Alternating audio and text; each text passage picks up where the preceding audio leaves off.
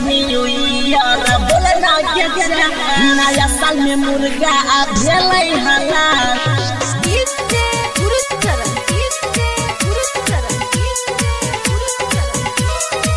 हो भैया यही नया हसाल अब दोसर पटा बतुमा अब दोसर पटा बतुमा हो भैया यही नया हसाल अब दोसर पटा बतुमा अपना किंदी हवा ढलाली दुनु कान में के बाली नदी हवा ढलाली दुनु कान में के बाली फूल जैसा नदिया हागा नया साल में मुर्गा भेलै हलाल हैप्पी न्यू ईयर बोलना के जान नया साल में मुर्गा भेलै हलाल हैप्पी न्यू ईयर बोलना के जान बोलना के जान हैप्पी न्यू ईयर बोलना के जान जहिया से पगली गइल बा हंस के पहले नजर में दिल में गइल बा बसले बातचीत के हमरा के हंसबले दिल से हमारा आई लव यू कहबले दिल से हमारा आई लव यू कहबले जहिया से पगली गइल बा हंस के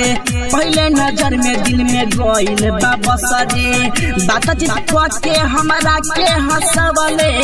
दिल से हमारा आई लव यू कहबले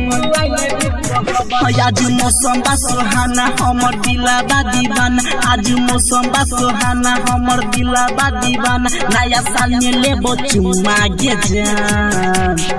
नया साल में मुर्गा भेलै हलाल हैप्पी न्यू ईयर बोलना के जान नया साल में मुर्गा भेलै हलाल हैप्पी न्यू ईयर बोलना के जान